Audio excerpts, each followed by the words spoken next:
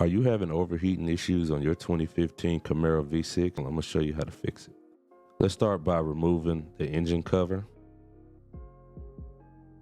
Then remove the air hose. It has a couple of 8mm bolts. Then we'll take off this air hose here. Then we're gonna remove the throttle. It's 4 10mm bolts. Then we're gonna remove the upper radiator hose from the thermostat housing.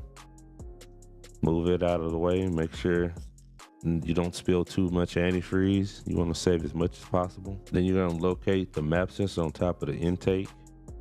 And then there's 2 hidden bolts in the back. You'll need a wrench for that. Then it's 13mm bolts to remove the intake manifold. Now that it's off, you can see the 2 hidden bolts. Remove the foam in the middle. And then you're going to want to inspect your thermostat to make sure it's the same exact one that's on the car you're working on.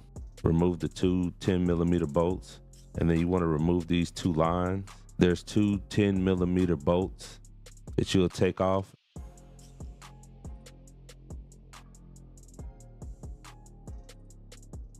Then you'll have enough clearance to get the thermostat housing out.